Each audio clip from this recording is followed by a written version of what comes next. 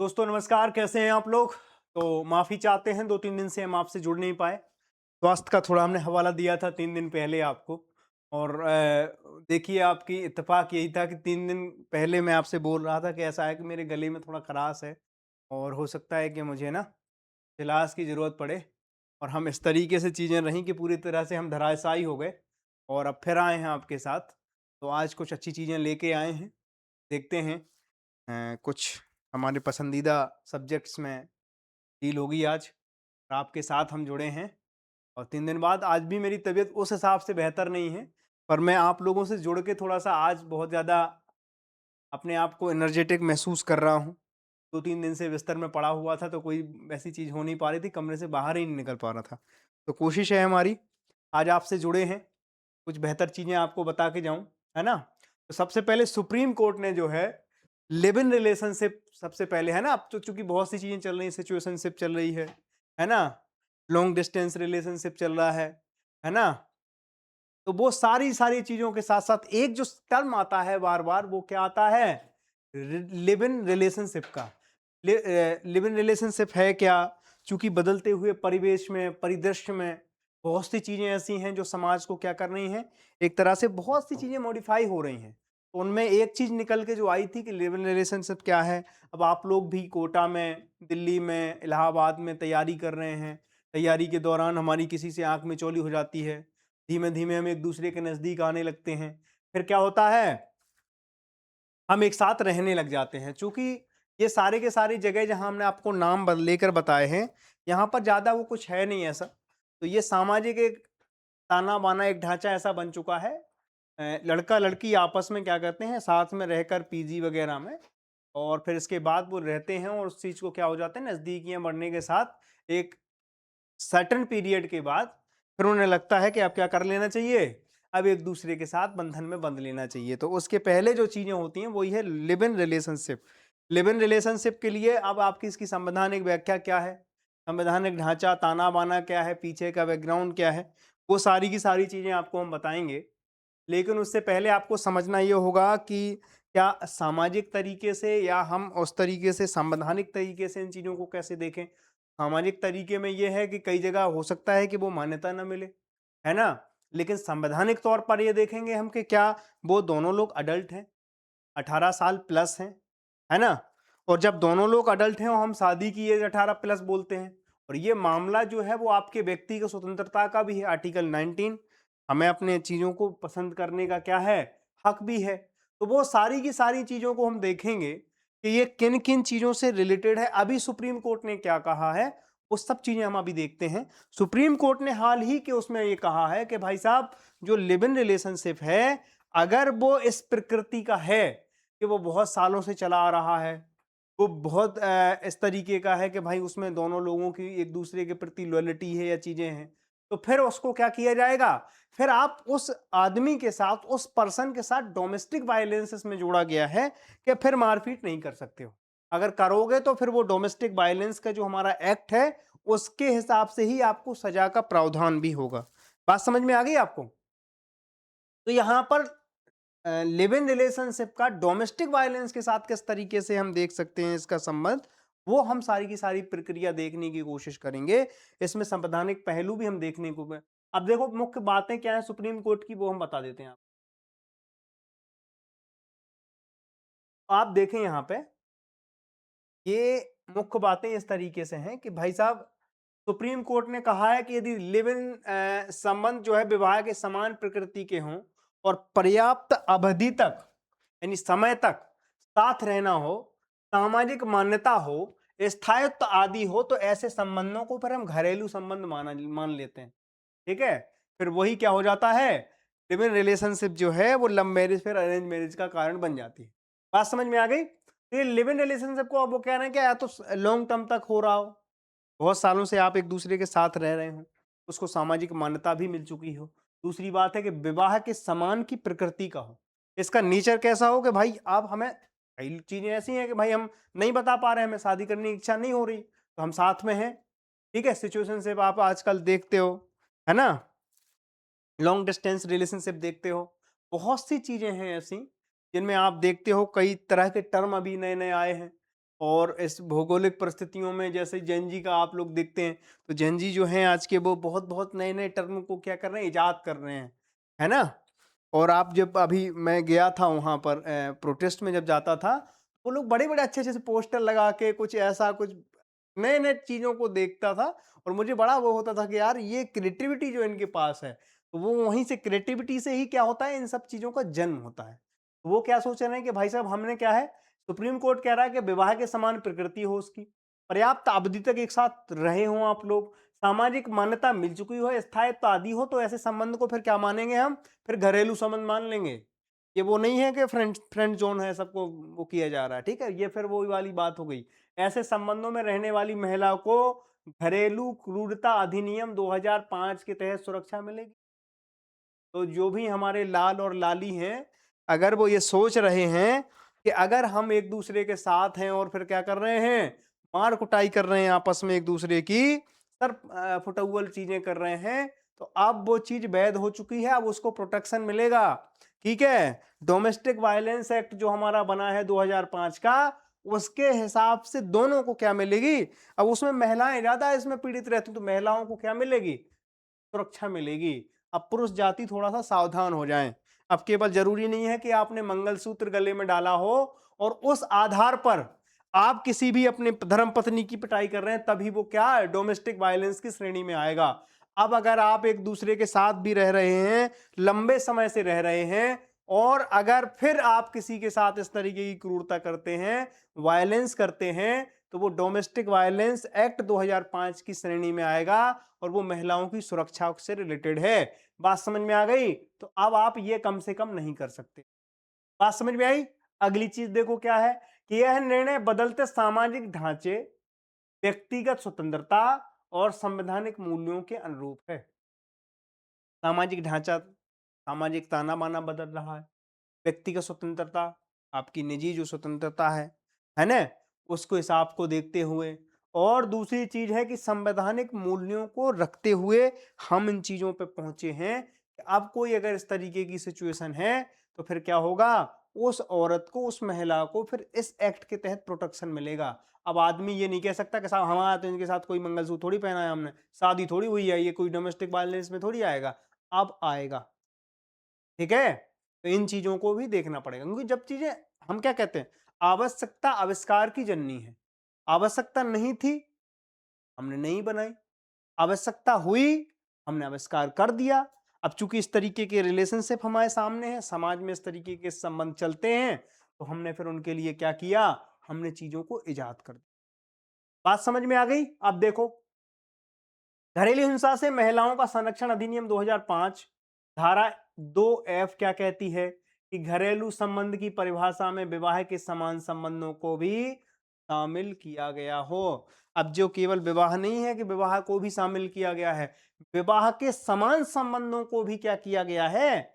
जो आर्टिकल इसमें, जो धारा 2 का जो सब जो आर्टिकल है वो क्या है, एफ जो है वो ये कहता है कि अब केवल विवाह नहीं है, इसमें विवाह के समान नेचर के संबंध, जैसे रिलेशनशिप हो गया, लिव इन रिलेशनशिप हो गया, ठीक है, उसको भी क्या किया गया है, इसमें रखा गया है।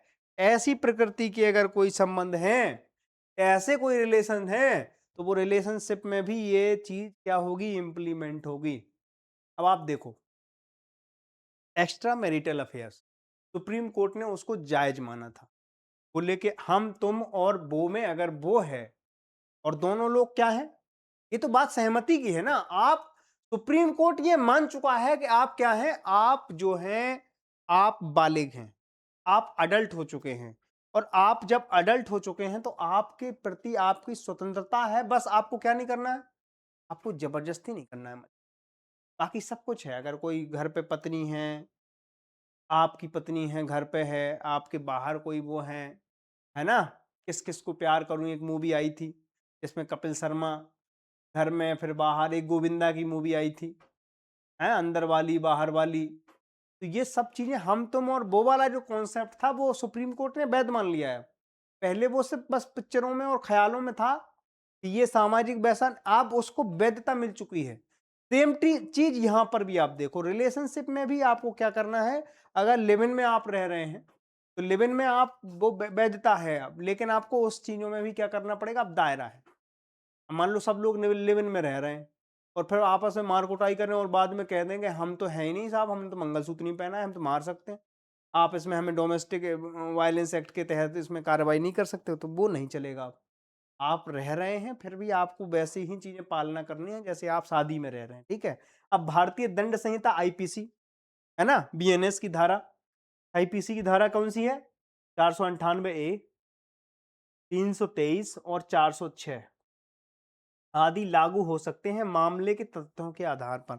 अगर ज्यादा दिक्कत करोगे तो फिर इनके आधार पर आप में क्या, इंडियन पीनल कोड के हिसाब से फिर आपके ऊपर कार्रवाई की जाए, फिर बजेगा लट्ठा आपके ऊपर कायदे से, ठीक है। संवैधानिक आधार क्या है, अनुच्छेद 14, आर्टिकल 14 समानता का अधिकार, आर्टिकल 15 भेदभाव निषेध करता है महिला और पुरुष के बीच में, तो आप ये नहीं कह सकते कि हम पुरुष हैं तो पेल देंगे है ना, लड़की है वो तो अबला है, वो तो कुटने के लिए बनी है। ये आप अगर करेंगे तो आर्टिकल 15 का क्या है, वायलेशन होगा, और आर्टिकल 15 का जहाँ से वायलेशन होगा वहां से फिर आपकी मस्तिष्क का उल्लंघन अगर हो गया फिर दिक्कत ज्यादा हो जाएगी, ठीक है। अब देखो आप, भेदभाव निषेध है, आर्टिकल 21 में है जीवन और व्यक्तिगत स्वतंत्रता का अधिकार, व्यक्तिगत स्वतंत्रता का अधिकार, ठीक है। तो आर्टिकल 21 का भी आप वायलेशन कर रहे हैं अगर किसी महिला के साथ आप इस तरीके की हरकतें कर रहे हैं तो, ठीक है। अब देखो इस फैसले का महत्व क्या है, आखिर जब कोई एक फैसला आता है उसकी क्या मतलब, क्यों दिया जाता है, तो उसके महत्व को समझते हैं। महिलाओं की सुरक्षा, लिव इन संबंधों में शोषण और हिंसा की शिकार महिलाओं को कानूनी संरक्षण मिलेगा, पहले कम से कम ये नहीं हो रहा था, तो अब उन्होंने किसको इस श्रेणी में इस चीज को भी डाल दिया कि लिव इन वाली भी इसमें ही रहेंगी तो आप इसमें भी सुरक्षित हैं, ठीक है। कानून का प्रगतिशील दृष्टिकोण, कानून को बदलती सामाजिक वास्तविकताओं के अनुरूप बनाया गया है, सामाजिक स्वीकृति की दिशा में कदम है, सहमति आधारित रिश्तों को सम्मान और अधिकार की मान्यता प्रदान की गई है। अब आप देखो, आपकी शादी हुई, आप समझ ना, आप शादी में आपकी घर, अब चूंकि गांव में कभी भी आप जाएं तो मर्जी से शादियां बहुत कम होती हैं, लव मैरिज बहुत, अरेंज मैरिज में भी क्या है, बच्ची देखने आएंगे, बाप ने बोल दिया हाँ ठीक है, वो आपस में क्या हो गया, एक गठजोड़ टाइप का हो गया, गठबंधन हो गया, हो सकता है। अब बहुत सी आप देखो कई जगह पे आप ऐसे केसेस भी देखने को मिलते हैं जहाँ पर पुरुषों को कहीं जगह काट के फेंक दिया, कहीं धक्का दे दिया पहाड़ियों से, कई ऐसे केसेस हमारे सामाजिक परिदृश्य में देखने को मिलते हैं और ये यहीं से निकलते हैं। अब पता चला कि हम रिलेशनशिप में किसी के साथ थे, लिव इन में कहीं रह रहे थे, घर में शादी किसी और जगह से हो गई, ठीक है। तो अब वहां पर क्या होगी दिक्कत, अब उन्होंने कहा, सुप्रीम कोर्ट ने कहा कि भाई इस पे विचार करो, विचार किया तो पता लगा कि यार इसकी स्वीकृति नहीं है समाज, तो स्वीकृति हम संवैधानिक तौर पे दे देते हैं, संवैधानिक तौर पे अगर हम दे देते हैं तो फिर दिक्कत क्या है, लड़का लड़की आपस में रह सकते हैं, लिव इन में रह रहे हैं, वो शादी भी कर लें, कोई दिक्कत थोड़ी है, ठीक है। तो अब वो बोझ भी नहीं है। अब होता क्या है कि शादी हो जाती है फिर कहते हैं बच्चे करो, बच्चे के बाद फिर अपने एस्टेब्लिशमेंट, आप सोचो कि कितना प्रेशर आता है समाज में, सामाजिक तौर पे एक सामाजिक प्रेशर एक बहुत बड़ी चीज होती है, इससे क्या है वो चीजें घट जाती हैं तो लोग रहते हैं, इसके बाद उनको अब वैसा सारा का सारा ट्रीटमेंट वैसा ही मिल जाएगा, संवैधानिक आधार पे ही कम से कम अगर वैसा ट्रीटमेंट मिल जाए जो शादीशुदा लोगों को मिलता है तो फिर दिक्कत क्या है, वो ऐसे में ही जिंदगी बिता लेंगे। आप देखो वेस्ट में ज्यादातर लोग लिव इन में ही रहते हैं, शादियां बहुत कम है, बहुत कम है मार्केट में, वहां पर ऐसा रेशियो कम है, ठीक है। संवैधानिक मूल्यों की रक्षा, गरिमा समानता और स्वतंत्रता के सिद्धांत को सुदृढ़ करना है। आप देख रहे हैं सुप्रीम कोर्ट हमेशा इन चीजों पे बड़ा फोकस करता है, कोई भी चीज होगी आपकी स्वतंत्रता से कभी खिलवाड़ नहीं, आपका फंडामेंटल राइट है ना, स्वतंत्रता हो गई, समानता हो गई, इक्वलिटी की बात करेगा, ठीक है, गरिमा की बात करेगा, तो ये सारी चीजों पे कभी वो कंप्रोमाइज नहीं करेंगे, जब भी होगा आपके फंडामेंटल राइटों में इन चीजों पे नहीं करेंगे। अब देखो आप, कानून का उद्देश्य सिर्फ विवाह संस्था तक सीमित नहीं बल्कि किसी भी महिला को घरेलू हिंसा से संरक्षण देना जो एक घरेलू संबंध में है।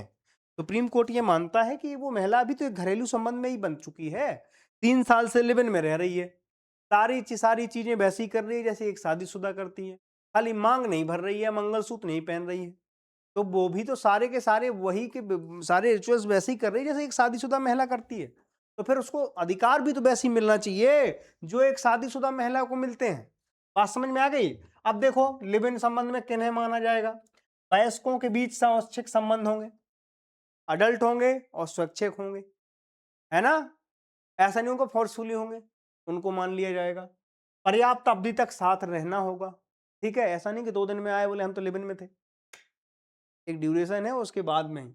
रिश्ते पर स्थायित्व तो निरंतरता हो, है ना? सामाजिक रूप से जोड़े के रूप में प्रस्तुत करना है और संतान होना एक महत्वपूर्ण कारक हो सकता है। अगर लिव इन के बाद आपकी संतान भी हो गई, होने पे सुहागा है, फिर स्त्रियों को पूरा का पूरा प्रोटेक्शन मिलेगा, क्योंकि डोमेस्टिक वायलेंस एक्ट 2005 में लोग महिलाओं को मिलता है, उस सारे के सारे संरक्षण इस पूरे के पूरे कानून के तहत पूरे लाभ उठा। आप लोग भी अगर इस तरीके की चीजें हैं तो जानकारी रखिएगा, है ना? महिलाएं विशेष, है ना? संभावित चुनौतियां क्या क्या हैं इसमें, तो चुनौतियां भी देख लेते हैं कि आपकी देखो, आप अगर उस चीज की क्या इफेक्ट देखेंगे तो साइड इफेक्ट भी आप ही को देखना पड़ेंगे। देखो आप क्या क्या चुनौतियां हैं। दुरुपयोग की आशंका है, झूठे मामलों में फंसाने की संभावना होती है, जैसे हरिजन एक्ट आया था देश में, बहुत से लोगों पर हरिजन एक्ट केवल इसीलिए लगा दिया बोले गाली गलौज कर, जाति सूचक शब्दों से हमें उच्चारण किया गया, तो दुरुपयोग होने के अधिकांश चांस। यूपी में जब मायावती गवर्नमेंट रही, तब आप देखें एकदम मामले बढ़ जाते हैं किस चीज के, हरिजन एक्ट के। इसमें भी वही संभावना है, हर चीज का अगर कोई अच्छी चीज है तो उसके साथ क्या भी लाती है, बहुत सारे संकट भी लाती है। संकट में क्या है, चुनौतियां। संबंध की परिभाषा कैसे तय होगी, कैसे पता लगेगा कि दोनों एक साथ हैं, या एक आदमी मान लो किसी के साथ लिव इन में रह रहा है, वो चीटिंग करके दूसरे के साथ भी रह रहा है। आप सोचो वो इसके साथ है, दूसरे के साथ भी है और तीसरे के साथ भी है। अब वैवाहिक जैसी संस्था में एक सामाजिक दबाव तो बना रहता है, इसमें तो वो दबाव भी खत्म हो गया, तो फिर कैसे काम चलेंगे, इसकी स्पष्टता कैसे करेंगे साहब यही यही यही संबंध चल रहे हैं, 2 साल से हैं या 4 साल से हैं, तो वो पैमाना और क्राइटेरिया तय कौन करेगा, वो एक बड़ी समस्या है। ठीक है, संबंध की परिभाषा क्या है, पात्रता तय करने के लिए स्पष्ट मापदंडों की आवश्यकता है। पारिवारिक और सामाजिक विरोध है, पारंपरिक सोच बनाम व्यक्तिगत अधिकार है। यहाँ पर आप देखो ये एक चीज, ये जो बहुत है, ये बहुत इंपॉर्टेंट चीज है। अब पारंपरिक सोच बनाम व्यक्तिगत अधिकार जहां पर है, आप किसके ऊपर झुकाव रखें आप एक तरफ आपके कल्चरल वैल्यूज हैं, आप समाज के तौर पर कम से कम वो चीजें नहीं देखना चाहते हो, लेकिन आप व्यक्ति की स्वतंत्रता को क्या करना, ठेस भी नहीं पहुंचाना चाहते हो, तो दोनों में द्वंद्व है आपस में। तो आप पारंपरिक सोच बनाम व्यक्ति की स्वतंत्रता में किसको चुनेंगे, उसका भी द्वंद्व है, तो वो भी एक जटिलता है। जांच की जटिलता देखो आप, निजी संबंधों के प्रमाण और प्रकृति को साबित करना चुनौतीपूर्ण। आप कह रहे हैं क्योंकि ये बहुत ज्यादा सीक्रेट है, आपने संस्था के साथ शादी की किसी व्यक्ति के साथ, उसके सारे प्रूफ हैं, सारे सामाजिक एविडेंस आपके पास है ना? इस संबंध में दिक्कत ये होती है कि पता ही नहीं लगता, माँ बाप तक को पता नहीं कि बिटिया कहाँ पे है, लिव इन में है हमारी, 3 साल से है, 4 साल से है। बिटिया के घर वालों को 10-10 साल तक खबर नहीं रहती कि बिटिया कहाँ है ना? मैं कई लोगों को ऐसे जानता हूं कि जो लोग पहले पढ़ाई के दौरान एक दूसरे के साथ लिव इन में रहे, अब पता चला कि जॉब भी लग गई, घर वालों को आज तक पता नहीं है कि साहब क्या है, शादी संबंध हो चुके हैं। शादी मतलब लिव इन में रह रहे हैं आप 4-4 5-5 साल से, तो वो बड़ी दिक्कत है। अब दोनों के घर पे क्या है, रिश्ता देखने वाले आ रहे हैं, अब ये ना इनसे कह पा रहे हैं ना उनसे कह पा रहे हैं, क्योंकि अभी लड़का जो है वो अभी पूरी तरह से सेटल नहीं हो पाया है। लड़की का एक मानना ये है कि साहब पहले सेटल होइए, तब हम आपसे क्या करेंगे, शादी विवाह स्थापित करेंगे। वो एक दबाव एक्स्ट्रा है, तो लड़कों के ऊपर अतिरिक्त वो प्रभाव। अब इसको स्पष्टता कैसे करें आप, अब घर वाले कैसे अब इसमें मान्यता कैसे दें, तो इसका पैरामीटर बड़ी दिक्कत है, उसकी बड़ी चुनौतियां हैं। ठीक है, तो आप देखो, आप स्पष्ट दिशा निर्देशन, पात्र लिव इन संबंधों की पहचान के लिए मानक तय किए जाएं सबसे पहले तो, है ना? जागरूकता और संवेदनशीलता, समाज और कानूनी प्रवर्तन एजेंसियों की जागरूकता बढ़े, संरक्षण के साथ साथ दुरुपयोग रोकने के उपाय भी हों। हमें स्त्रियों को संरक्षण देने के खिलाफ नहीं है, लेकिन स्त्रियां कह दें कि साहब हम तो इनके साथ 10 साल से रिलेशनशिप में हैं, इसका प्रमाण क्या है, तो कोई प्रमाण नहीं हो सकता है। इसका क्या प्रमाण है कि आप 10 साल से हो, लेकिन आपने कह दिया कि साहब हम तो 2 साल से 10 साल से इस आदमी के संबंध में है, ये हमें मारता है, डोमेस्टिक वायलेंस करता है हमारे साथ, उस आदमी की जिंदगी बर्बाद। बात समझ में आई? तो इसके लिए क्या करें, एक पैमाने भी बने, निरंतर समीक्षा, बदलते समाज और न्यायिक अनुभव के आधार पर कानून की समीक्षा होती रहे। ठीक है, ये सारी की सारी चीजें हमें देखना पड़ेगा। अब इसमें क्या करना है? तो पारिवारिक की धारणा में बदलाव लाना पड़ेगा, है ना? व्यक्तिगत स्वतंत्रता को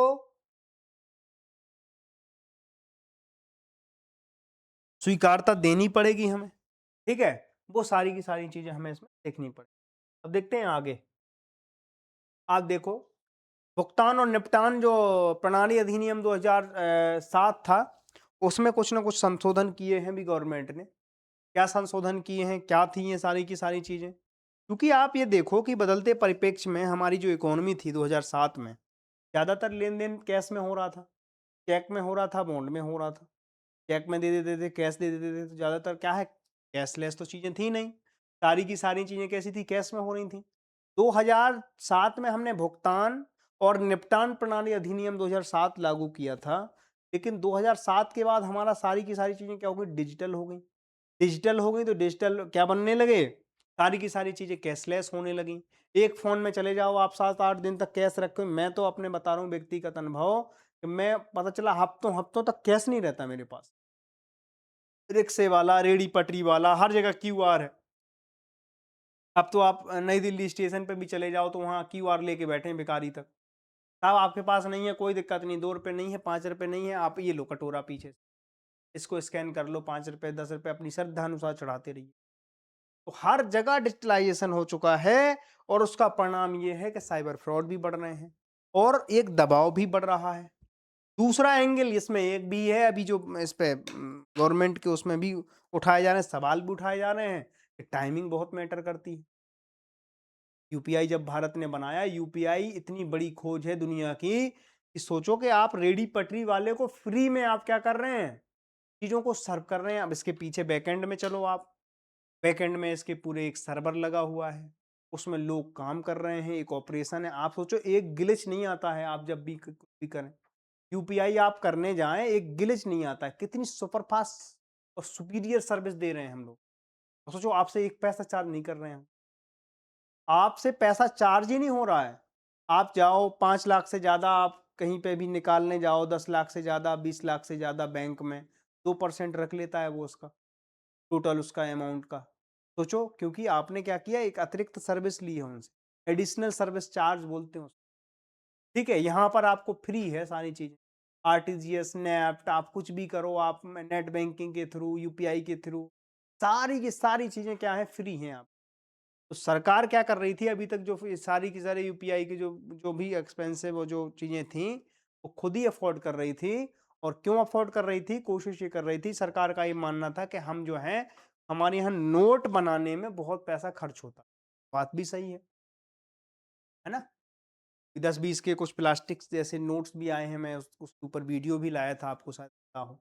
तो नोट बनाने में बहुत पैसा खर्च होता है, कागज़ का है ना? उसके फिज़िकल उसमें फॉर्म में आपको प्रस्तुत करना, उसके सर्कुलेशन में एक पूरा का पूरा इकोसिस्टम काम करता है। तो उससे बचने के लिए सरकार का ये मानना था कि आप एक वॉलेट टाइप का है, वॉलेट आपको आपसे यहाँ ट्रांसफ़र हो गए, वहाँ से वहाँ ट्रांसफ़र हो गए, केवल डिजिट दिखते रहेंगे, उसमें पैसा नहीं लगेगा आपको कागज़ में ना क रख-रखाव में। सॉरी। आप देखो कैसे होगा?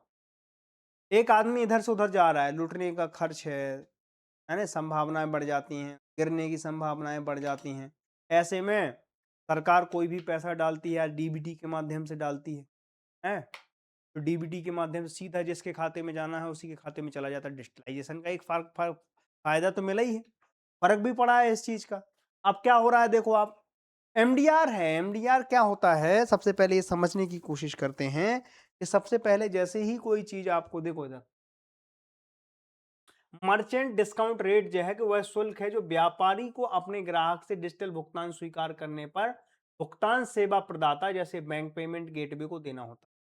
अब देखो आप, कोई बैंक है, अगर कोई बैंक है, बैंक एक मर्चेंट है और फिर तीसरा कौन है, चेन समझो, बैंक है, एक मर्चेंट है, मतलब कोई दुकानदार है और दुकानदार के बाद जो सबसे आखिरी में है वो कौन है, बेनिफिशियरी या कोई भी व्यक्ति है, कोई एक आदमी है जो उस चीज को क्या कर रहा है, पेमेंट कर रहा है।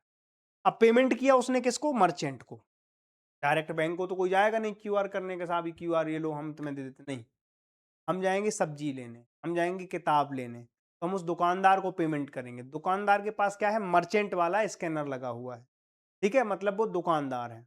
हम लोग जो यूज करते हैं वो क्या है, नॉर्मल हमारे पास स्कैनर है, ठीक है, तो ये नॉर्मल है। उनकी लिमिट भी ज़्यादा होती है, वो कई लाख रुपए दिन में ले सकते हैं अपने खाते में। उसके बदले में बैंक क्या करता है, चार्ज करता है उनसे। आपने पैसा किसे किया, मर्चेंट को किया। किस बैंक के थ्रू किया, मान लो एसबीआई बैंक के थ्रू किया, गेटवे ले लिया, किसी ने वेबसाइट के थ्रू पैसा ले रहा है, तो वो किस बैंक को, बैंक सर्विस दे रहा है ना अगले को, तो बैंक उससे अपेक्षा रख रहा है कि हम आपको सर्विस दे रहे हैं, सारा का सारा खाता मेंटेन कर रहे हैं, तो आप हमें उसके बदले में कुछ ना कुछ पेमेंट दीजिए, कुछ अल्पाहार टाइप का कुछ ऐसी चीजें रखो जो बहुत नॉमिनल हो और हम आपसे चार्ज करते रहें। तो बैंक उसको सर्विस दे रहा है पूरी, तो बैंक उससे चार्ज कर रहा है। अब ये क्या कर रहा है, ये कस्टमर नहीं, बल्कि वो मर्चेंट किसे पे कर रहा है, बैंक को पे कर रहा है, ठीक है, गेटवे को पे कर रहा है। इसी को कहते हैं एमडीआर। बात समझ में आ गई। मर्चेंट डिस्काउंट रेट वह शुल्क जो व्यापारी को अपने ग्राहक से डिजिटल भुगतान स्वीकार करने पर भुगतान सेवा प्रदाता को देना होता है। ये सारी के सारे प्रोसेस को करने में इस सुविधाजनक प्रोसेस हो जाए कि ग्राहक हम पे पेमेंट कर ले आराम से। इस चीज को करने के लिए फिर वो मर्चेंट किसे पे करता है, वो करता है बैंक को या गेटवे को। गेटवे गेटवे एक ऐसी व्यवस्था होती है कि आप जैसे वेबसाइट बना रहे हैं, उस गेट के थ्रू कोई पैसा आपके जा रहा है आपके बैंक में, ठीक है, तो फिर वो क्या करेगा, बैंक चार्ज करेगा मर्चेंट से, ग्राहक से नहीं करेगा। कस्टमर से उसे कोई मतलब नहीं है, वो किससे करेगा, वो मर्चेंट से करेगा। बात समझ में आ गई। तो ये होता है एमडीआर।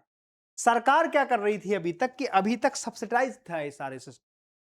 यूपीआई में जो एमडीआर का पैसा हुआ करता था वो सरकार क्या करती थी, सब्सिडी दे देती थी, तो मर्चेंट को क्या हो जाता था, फ्री पड़ जाता था।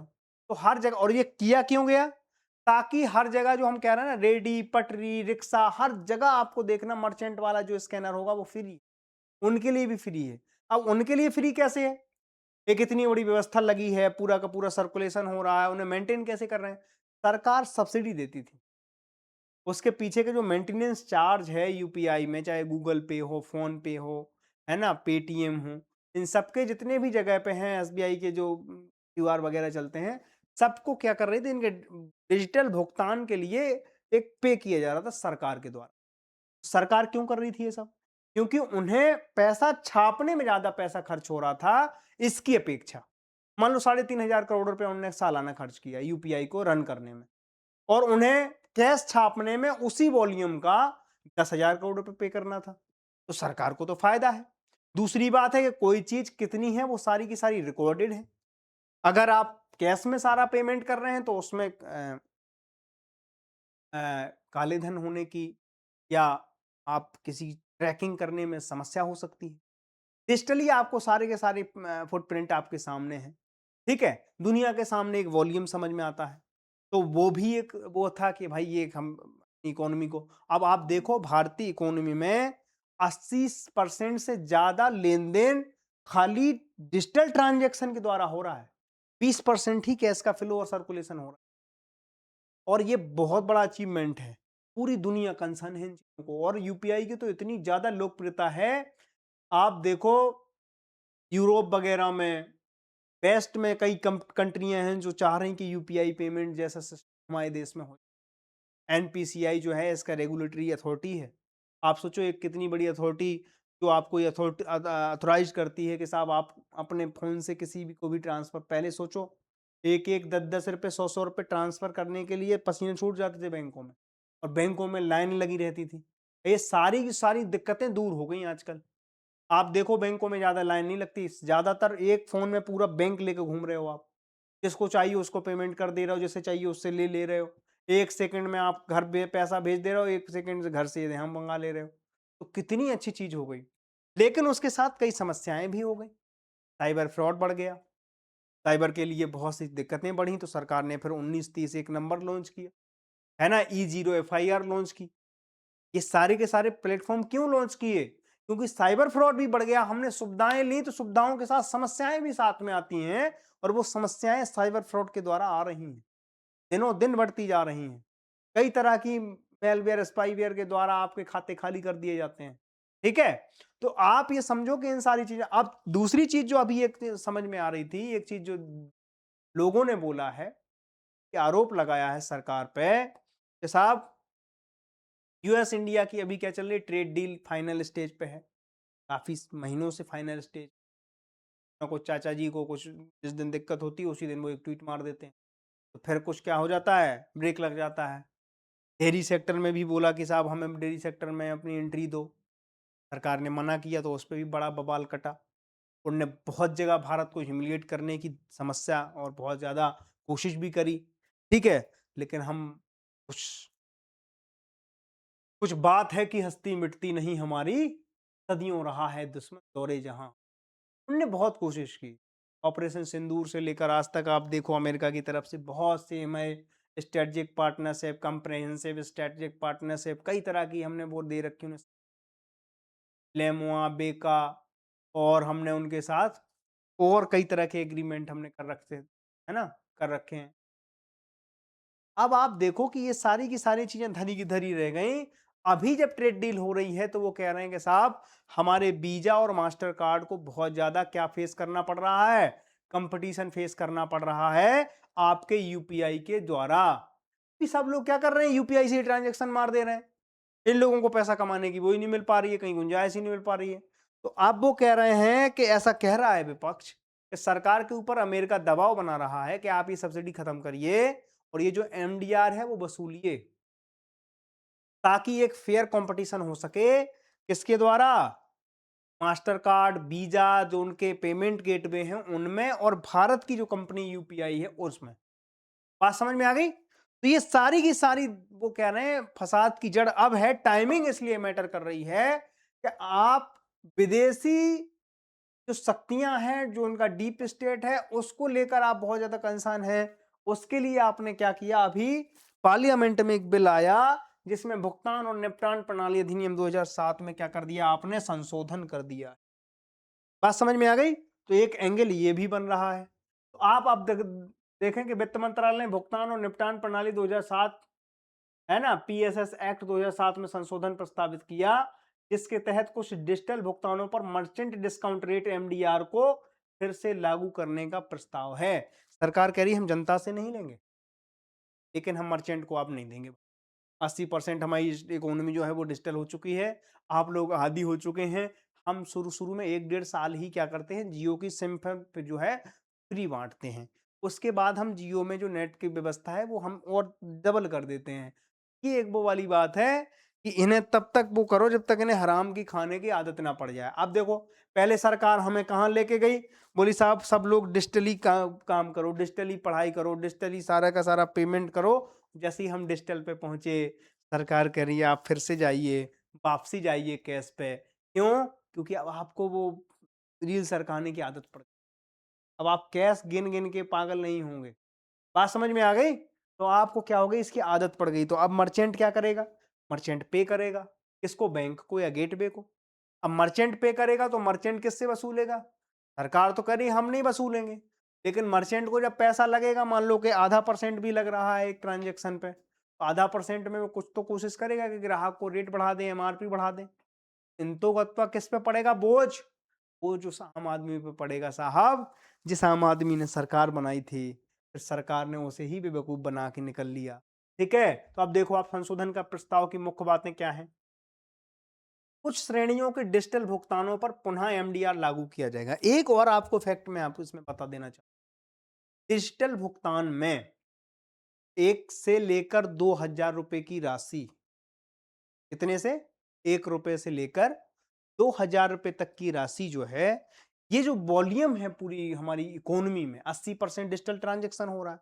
80% में जो छोटे ट्रांजेक्शन हो रहे हैं, 10 रुपया, 20 रुपया, 50 रुपया, 1,000 रुपए, 1,500 रुपए, 1,200 रुपए, ये जो 2,000 तक का वॉल्यूम है, ये 95% है। ये भी आपको ध्यान रखना है। सरकार कह रही मैं यहां नहीं लगाऊंगी कोई भी टैक्स, लेकिन 2,000 से आप अगर ऊपर बढ़े, जो कॉमर्शियल एक्टिविटी बड़ी बड़ी हो रही हैं, उनके ऊपर हम टैक्स जरूर लगाएंगे, एमडीआर लगा देंगे। बात समझ में आ गई आपके? तो आप एक तरफ ये भी, उनका तर्क ये है कि साहब हम, आम जनता जो है वो छोटे पूरे ट्रांजेक्शन करती है, रोजमर्रा के 50 रुपए, दूध के 30 रुपए, 40 रुपए, 70 रुपए, 80 रुपए, 100 रुपए, 200 रुपए, 1000 रुपए, इन पे नहीं करना है मुझे कुछ, मुझे करना है दूसरे वाले पे।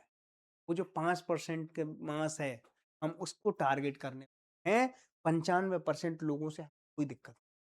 बात समझ में आ गई? तो कुछ श्रेणियों में डिजिटल भुगतानों पर पुनः एमडीआर लागू किया जाएगा। छोटे व्यापारियों, स्मॉल मर्चेंट और कम मूल्यों के लेन-देन के लिए छूट या शून्य एमडीआर की संभावना जारी रह सकती है। बात समझ में आ गई जो हम बता रहे हैं आपको? एमडीआर की दरें लेन-देन के प्रकार, मूल्य और व्यापारी के आकार के आधार पर निर्धारित की जाएगी।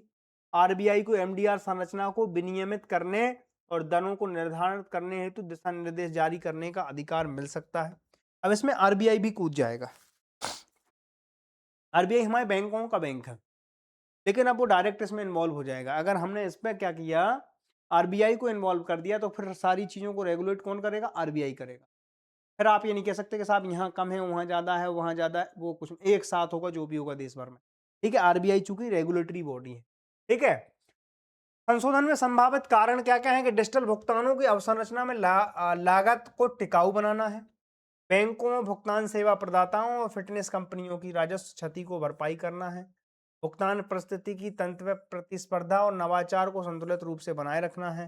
डिजिटल अर्थव्यवस्था की दीर्घकालिक विकास के लिए वित्तीय स्थिरता सुनिश्चित करना भी इसका एक लक्ष्य है। बात समझ में आ गई? 2019 में सरकार ने डिजिटल भुगतानों को बढ़ावा देने के लिए डिजिटल अर्थव्यवस्था को प्रोत्साहित करने के लिए कई श्रेणियों के लेन पर एमडीआर जो था वो शून्य कर दिया था। 2019 में हम इस होड़ में लगे थे कि साहब डिजिटल ही आओ, डिजिटल ही आओ, डिजिटल ही आओ। हमने सारी चीजों पे क्या टैक्स जीरो कर दिया। हमने क्या किया, शून्य एमडीआर लागू था। रुपए debit card, UPI Bhim, AEPS आदि ज्यादातर खुदरा डिजिटल भुगतानों पर हमने क्या किया, एमडीआर लागू किया था। परिणाम था कि डिजिटल भुगतानों में तीव्र वृद्धि, विशेषकर यूपीआई आधारित लेन देन में बहुत ज्यादा वृद्धि हो गई। ठीक है, हमने बताया आपको कि हमारी इकोनॉमी में लेन देन 80% तक ज्यादा डिजिटल भुगतानों में ही हो रहा है। उनमें से भी 95% ऐसे हैं जिनमें केवल 1 से लेकर 2000 रुपए तक का लेन देन होता है। इससे ऊपर वाली जो वॉल्यूम है वो केवल 5% है। ठीक है, अब आप देखो, भुगतान सेवा प्रदाताओं की वित्तीय स्थिरता में सुधार होगा।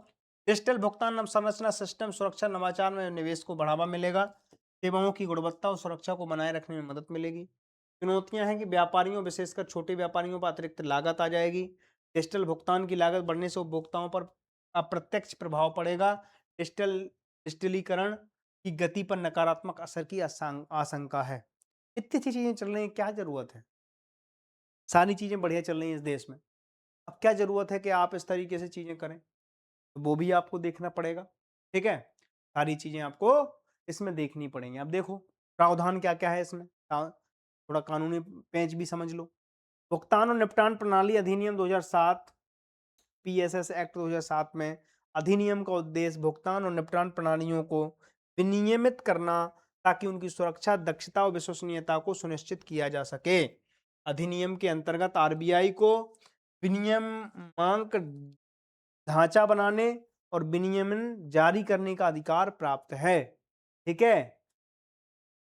देखो आप यूपीआई 0% लगाए भी टैरिफ, रुपए डेबिट कार्ड पर 0% है, क्रेडिट कार्ड भुगतान पर लागू पहले से था, वो अभी भी है।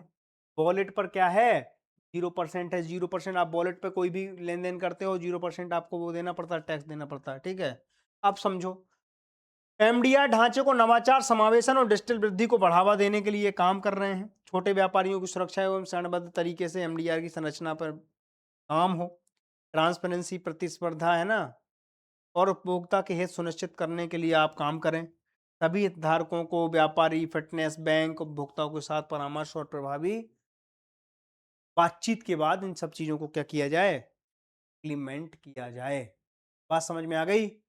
ये तो हमारा था भुगतान और निपटान प्रणाली अधिनियम 2007 में हमने क्या किया है, कुछ कुछ क्या किए, चेंजेस किए हैं। क्या चेंज किए हैं, तो एक आशंका ये भी है कि साहब अब जो मर्चेंट है उस पर बोझ बढ़ेगा। ठीक है, वो बोझ जो है वो अब डायरेक्टली जनता पे डाल देंगे, तो उपभोक्ता पे, अंतोगत तो उपभोक्ता को ही देना है। यानी कि सरकार अब यहाँ से क्या करेगी, पैसा वसूलेगी। सब्सिडी दे रही थी अब नहीं देगी, वो भी है। इससे नकारात्मक प्रभाव ये है कि जो डिजिटल ट्रांजैक्शन 80% है वो गिर भी सकता है। भारत की ये बड़ी दिक्कत है कि जो लोग डाटा देखते हैं और डाटा में जो आंकड़े देखते हैं ना, उससे आंखें फट जाती हैं लोग। लोग बहुत इंटरेस्टेड हैं भारत के यूपीआई में इन्वेस्ट करने के लिए, क्योंकि ऐसी दुनिया में व्यवस्था ही नहीं है। और सबसे बड़ी बात है, 150 करोड़ लोगों में अगर इतनी बेहतरीन व्यवस्था, इतनी स्मूथली कोई चीज़ कर रही है, आप उसको समझो कितनी बड़ी बात है। लेकिन एक चुनौती ये भी है कि कब तक करते रहेंगे हम फ्री का? हमने तब तो एक टारगेट लेके चले थे कि साहब हम 10 साल या 15 साल या 5 साल के लिए हम ऐसा करेंगे, ताकि हमारा क्या बढ़ जाए, थोड़ा-सा डिजिटल ये लोग आ जाएँ, उनको समझ लें। अब हम ज़िंदगी भर तो नहीं देंगे, और दूसरी बात है, इसको बचाना भी है। यूपीआई वगैरह में साइबर अटैक वगैरह हों तो इसकी सुरक्षा के लिए काम भी करना है, क्योंकि उसमें एक इंफ्रास्ट्रक्चर बिल्ड भी करना है।